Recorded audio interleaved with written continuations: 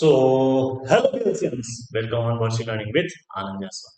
जैसा कि आप थंबनेल में देख रहे हैं कि केमिस्ट्री में 95 प्लस। देखो, आसान है ये करना, स्कोर ये करना आसान है, परंतु सबसे पहले आपको ये समझना है आज का ये सेशन उन बच्चों के लिए इम्पोर्टेंट होने वाला है जो क्लास 10th से 11th में गए हैं और जो 11th से 12th में गए हैं और जिनके लिए केमिस्ट्री एक टफ सब्जेक्ट है, जिनको लगता है कि केमिस्ट्री समझने में मुश्किल है, चीजें समझ नहीं आ रही हैं, और जो सेल्फ स्टडी कर रहे हैं या कहीं पढ़ रहे हैं जिनको केमिस्ट्री बहुत ज्यादा ही डिफिकल्ट लग रही है, उन्हें कुछ बातों का ध्यान रखना अति आवश्यक होता है। अगर केमिस्ट्री पढ़ रहे हो तो बेटा बहुत जरूरी है केमिस्ट्री में हर एक चीजों पे केयरफुली ध्यान रखना। जैसा कि हम अगर अपने बच्चों को बताएं तो हमारे बच्चे जो हैं कोचिंग के ऑफलाइन बैचेस में, उनको हमेशा समझाया जाता है कि कुछ पॉइंट ऑफ गलतियां ना करें और फोकस होके उन पॉइंट को कवर करें जिन पॉइंट को हमने उन्हें बताया है। आज उन्हीं पॉइंटों को आपके सामने हम पेश कर रहे हैं। ध्यान से देखिएगा और इस सेशन में पूरा बना रहिए। पूरे बने रहने से आपका क्या होगा कि केमिस्ट्री जो है आने वाला समय में, जो आपका केमिस्ट्री का प्रोस्पेक्टिव है, जो आप देख रहे हो केमिस्ट्री को जिस नजरिए से देखते हो, वो पूरा बदल गया होगा। आप केमिस्ट्री से, आपको नो डाउट कि आपको एक समय क्या होगा, केमिस्ट्री से आपको प्यार हो जाएगा, परंतु कुछ चीजें आपको समझनी है। सर्वप्रथम जब आप कोई भी चीज पढ़ते हो तो पढ़ने के साथ साथ आप नोट्स बनाते हो, और नोट्स बहुत इंपॉर्टेंट भूमिका निभाती हैं आपके जीवन में उस सब्जेक्ट को बेहतरीन करने के लिए। नोट्स, इसका जो मेन जो है क्रेडिट जाता है नोट्स बनाने का, या अगर आप सेल्फ स्टडी कर रहे हो या अगर किसी कोचिंग में पढ़ रहे हो, किसी ट्यूटर से गाइडलाइन लेके आप पढ़ रहे हो, तो मेजर जो है इंपॉर्टेंट फैक्ट ये है कि ये सारे जिम्मेदारी जो है उस ट्यूटर का होता है। अर्थात जो नोट्स आपको चाहिए वो नोट्स एक बेहतरीन टीचर के लिए चाहिए, और वहां पे जिम्मेदार होता है एक टीचर, और वो टीचर जो होगा वो क्या हो, एक्सपर्ट हो। एक्सपर्ट जिस सब्जेक्ट को आप पढ़ रहे हो और जो सब्जेक्ट को पढ़ा रहे हैं, तो वो टीचर जो भी पढ़ा रहे हैं उनमें उनका क्या हो, एक्सपर्टीज हो, और आपको बेहतरीन तरीके से आपको समझा पाए, हर एक चीजें कवर कर पाए। नोट्स में दूसरा पॉइंट जो है खास बात, कि इस नोट्स में दूसरी बातें क्या इंपॉर्टेंट है, तो ये हम कहते हैं कि जो नोट्स है, नोट्स अगर टीचर एक्सपर्ट होगा तो पूरे कवर करेंगे, covered, covered, all pointed, all point जो एग्जाम में पूछे जाएंगे।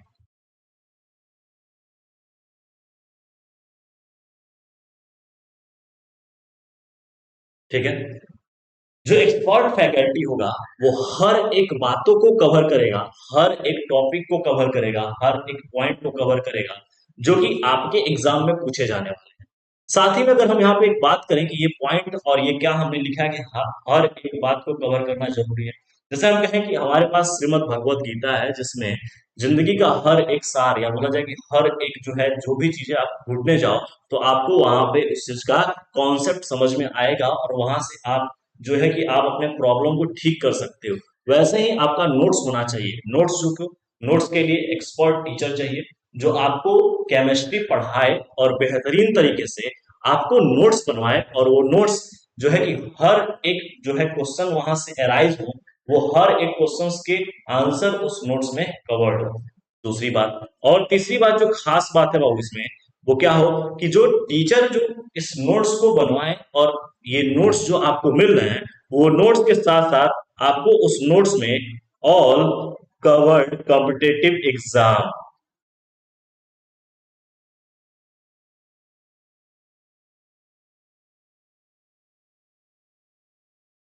जैसे कि हम बात कर रहे हैं कि कवर्ड कॉम्पिटेटिव एग्जाम का मतलब क्या है, कि जो यहाँ पर आप पढ़ रहे हो क्लास 12th में यदि आप हो, और क्लास 11th में हो, और आपको आइदर आपको देना है, आप अपनी इच्छा बना रखे हो कि हमको नीट देना है, और हमको नीट के साथ साथ जो है नीट देना है, और नीट के साथ साथ हमको कई और एग्जाम देने हैं, उसके लिए हमको वैसा नोट्स चाहिए और वैसी बातें उसमें कवर्ड हो। तो ऐसा जरूरी नहीं कि आप सिर्फ 12th पढ़ रहे हो तो वहां के टीचर आपको सिर्फ 12th ही पढ़ाएं, आपकी जो है दायरा बढ़ाएं।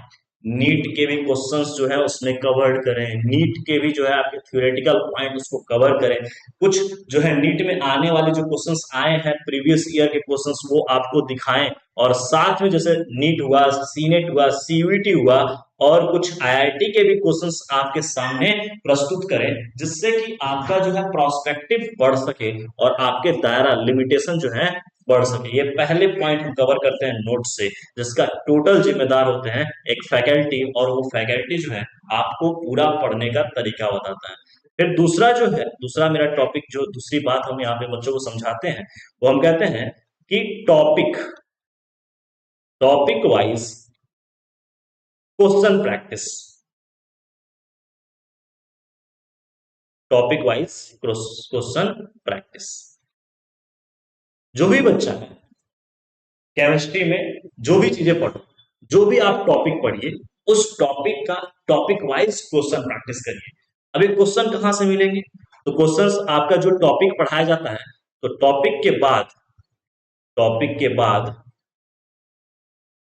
क्वेश्चन कराए जाते हैं, टॉपिक के बाद क्वेश्चंस प्रैक्टिस कराए जाते हैं। उन क्वेश्चंस को आप देखिए और उन क्वेश्चंस को आप लगाइए और लगाकर समझिए कि क्या कैसे उसमें फॉर्मूले लगाए गए हैं, क्या वो क्वेश्चंस क्या कह रहा है, उसका सेंस क्या है, और कैसे हम समझें, और क्या फॉर्मूला उस पे, अगर ऐसा क्वेश्चंस बन के आ रहा है, थोड़ा सा अगर लैंग्वेज चेंज भी कर रहा है, तो हम ऐसे क्वेश्चंस को टैकल कर ले जाए। साथ में आपको ये भी ध्यान देना चाहिए कि जो आपको डीपीपी मिल रहा है कोचिंग से या कहीं भी क्लासरूम से, कहीं से भी जो डीपीपी आपको मिला, उस डीपीपी का जो है कि रेगुलर प्रैक्टिस करें। जो आपको डेली प्रैक्टिस जो पेपर है आपको मिल रहा है, उसको आप रोज का रोज पर डे आप उसको लगा लें, क्योंकि वो टॉपिक वाइज होते हैं। तो इससे आपका क्या होगा कि और जो है कॉन्सेप्ट्स क्लियर होगा। तीसरी बात जो है, हमारी जो खास बात है, वो तीसरी बात जो है, हम कहते हैं बाबू कि एनसीईआरटी, हम एनसीईआरटी को कभी पीछे छोड़ते नहीं है, और एनसीईआरटी को दरकिनार करके हमको आगे नहीं बढ़ना है, क्योंकि सारे एग्जाम में एनसीईआरटी मैंडेटरी है, और इसी वजह से आज यूपी बोर्ड में भी एनसीईआरटी लागू हो चुका है।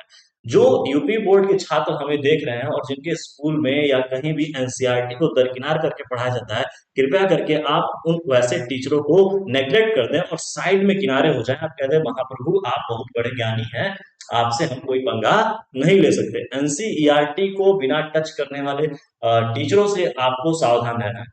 एनसीईआरटी को अगर कोई कह दे कि एनसीईआरटी बेकार है, ये क्वेश्चंस नहीं करना चाहिए, ये क्वेश्चंस आपके टच नहीं होंगे, तो वैसे टीचर से आप हाथ जोड़े कहिए, हे प्रभु आप बहुत बड़े महान ज्ञानी हैं, और इसलिए हम आपसे बात नहीं कर सकते। क्योंकि यहाँ पर हमारी जो तीसरी पॉइंट हम अपने बच्चों को जो समझाते हैं क्लासरूम में, उनके लिए मैंडेटरी होता है कि एनसीईआरटी के क्वेश्चन प्रैक्टिस। और यही वजह है कि इस बार मेरा बच्चा जो है कि यहाँ से क्लास 12 कवर करते ही जो है, यहाँ से कवर 12 कवर करते ही वो नीट का एग्जाम देता है, तो 472 या 450 प्लस के ऊपर जाता है। यही कारण, क्योंकि जब यूपी बोर्ड में पढ़ने वाला बच्चा जो होता है वो 12th पास आउट करने के बाद 250 से 300 नीचे ही अटक जाता है, जबकि जब बच्चा यहाँ पर एनसीईआरटी और क्वेश्चंस के जो पर्सपेक्टिव हैं, क्वेश्चंस के जो दायरे हैं, वो बढ़ा के अगर उनको कराया जाए, तो वो नीट जैसे एग्जाम में अच्छा स्कोर पहले ही चांस में करके आते हैं। और 400 प्लस करना बाबू बहुत अच्छी बात होती है कि उसने 12th पर ही, 12th क्रॉस करने के बाद, 12th के बाद ही एग्जाम देते ही उसने 400 प्लस कर दिया। ये बड़ी अच्छी बात होती है। इसके लिए सबसे ज्यादा जिम्मेदार होता है बाबू ये एनसीईआरटी का क्वेश्चन प्रैक्टिस करना। अगर आप एनसीईआरटी के क्वेश्चंस प्रैक्टिस कर रहे हैं, तो आपको देखना है, देखो एनसीईआरटी का जो क्वेश्चंस प्रैक्टिस करना है, आपको सबसे पहले रीड केयरफुली। जो क्वेश्चंस आप पढ़ेंगे, आपको बहुत ध्यान पूर्वक क्वेश्चंस पढ़ना है, क्योंकि एनसीईआरटी का प्रत्येक पहले क्वेश्चंस के बाद दूसरा क्वेश्चन उससे रिलेट नहीं करता है। समझ रहे हो बात को मेरी? मतलब कि टीचर क्यों छोड़ देते हैं एनसीईआरटी, कूद के छोड़ के भाग क्यों जाते हैं? क्योंकि उनका जो एनसीईआरटी का क्वेश्चंस होता है, उस क्वेश्चंस का पहले क्वेश्चन से दूसरे क्वेश्चन से दूर दूर का नाता होता है, मतलब कि संपर्क नहीं होता है। और जो है टीचर क्या चाहते हैं कि क्वेश्चन सॉल्व किया हो, सॉल्व करके हो, तो उसमें बच्चों को एक्सप्लेन करने में आसान हो जाएगा। तो कृपया करके ऐसे जो टीचर्स हैं आपको जो है कि गाइडेंस दे रहे हैं कि एनसीईआरटी छोड़ के आप ये बुक फॉलो कर लो, वो बुक फॉलो कर लो, तो एनसीईआरटी सब है। क्योंकि सारे बुक पर आप देखोगे लिखा होगा एनसीईआरटी आधारित। एनसीईआरटी आधारित का मतलब बात कौन है, एनसीईआरटी पकड़ के वही चलना है। एनसीईआरटी के अलावा अगर आप कहीं भी फंस रहे हैं तो सावधान रहिएगा, ठीक है। एनसीईआरटी करने के बाद अगर आप किसी और बुक के क्वेश्चंस को लगा रहे हैं, दैट्स ग्रेट, ठीक है। तो पहले एनसीईआरटी, पहले हमने कहा तीसरे पॉइंट में कि read carefully questions, all questions, सभी क्वेश्चंस को बहुत ध्यान से पढ़ना है। और क्वेश्चंस को पढ़ने के साथ साथ ऐसा पढ़ना है क्वेश्चन को कि दिमाग में वो सेट हो जाएगी, ऐसे क्वेश्चंस दिखे तो आप सीधे बोल पाओ कि इस क्वेश्चंस को हम किए हैं। और थोड़ा सा समय लगेगा, अगर ये क्वेश्चंस हमको मिल जाए थोड़े समय बाद तो हम इसको लगा डालेंगे, क्योंकि दिमाग जो है चीजों को परसेप्ट करने में, सोचने में थोड़ा समय लगाता है। तो आप ऐसे ना हो कि आपको बिल्कुल क्वेश्चंस पढ़े और आपको लगे ना हम किए ही नहीं है ऐसा। तो इसलिए आपको क्वेश्चंस को बहुत ध्यान पूर्वक पढ़ना है और उसके बाद क्वेश्चंस पे जो है कॉन्सेप्ट्स को लगाने हैं, ठीक ना। उसके बाद क्या करना है, अप्लाइड कॉन्सेप्ट्स, ठीक है। जो कॉन्सेप्ट्स आपके वहां यूज होने वाले हैं उस क्वेश्चंस उस कॉन्सेप्ट को क्या करेंगे, आप अप्लाई करेंगे। और जो कॉन्सेप्ट लगाएंगे, कॉन्सेप्ट्स के इर्द गिर्द आपके दिमाग में चल रही होती हैं चीजें। अगर चीजें चल रही हैं, जो है टॉपिक आपको पढ़ाया गया है क्लासरूम में, वो सारी चीजें आपके दिमाग में चल रही हैं, तो एनसीईआरटी का कोई भी क्वेश्चन आपसे फंसेगा नहीं। ये तीसरा पॉइंट जो है कि आपको केमिस्ट्री और मजबूत करने का जो है पॉइंट है, मेरे हर एक बच्चों के लिए इंपॉर्टेंट पॉइंट है कि एनसीईआरटी बुक को कृपया करके छोड़े ना, ऐसे चिपका के रखें, खासकर नीट वाले बच्चों को। एनसीईआरटी जो है ऑर्गेनिक इनऑर्गेनिक बहुत ही टाइटली पकड़े, और फिजिकल के लिए एनसीईआरटी के क्वेश्चंस का प्रैक्टिस बहुत जरूरी है, उसके बाद अदर जो है प्रैक्टिस करेंगे, ठीक है। तीसरा पॉइंट, चौथा पॉइंट जो है मेरा खास पॉइंट है, और वो चौथा पॉइंट हम इसलिए हमेशा बच्चों से कहते हैं कि वो बहुत जरूरी है उस पर ध्यान देना, क्योंकि हम कहते हैं उस जो भी चैप्टर को पढ़ा दिया जाए उस चैप्टर का फुल रिवीजन, फुल रिवीजन। और रिवीजन करते वक्त जो है कि आपके दिमाग में ये चीज रहना चाहिए कि आप जब रिवाइज करो तो रिवीजन के साथ साथ आप अपना जो है शॉर्ट नोट्स बनाएं। क्या बनाएं, शॉर्ट नोट्स। और जो शॉर्ट नोट्स है बेटा, वो शॉर्ट नोट्स क्या होना चाहिए, खुद का सेल्फ मेड होना चाहिए, सेल्फ मेड। आप खुद उसको बनाएं। और वो शॉर्ट नोट्स कहाँ से रिलेट करना चाहिए, आपका जो क्वेश्चंस का नोट, जो आपका कोचिंग का नोटबुक है, या जो आपका जो किसी ट्यूटर ट्यूटर से आप पढ़े हैं उसका नोटबुक है, उससे रिलेट करना चाहिए। उसकी हर एक पॉइंट इसमें रिलेट करनी चाहिए, ठीक है। और जो है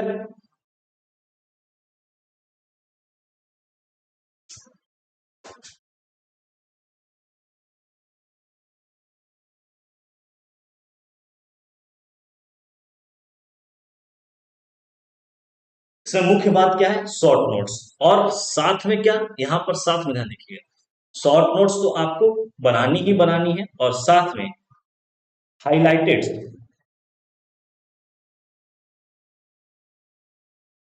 पॉइंट रखनी है, पॉइंट जो भी है जो इंपॉर्टेंट आपको लगे लगे उसको हाईलाइटेड रखनी है, ठीक है। और नोट्स, जो शॉर्ट नोट्स आपका हो वो आसान भाषा में हो, आपके भाषा में हो, और आसान भाषा में हो, जो आप जल्दी से रिवाइज कर लें।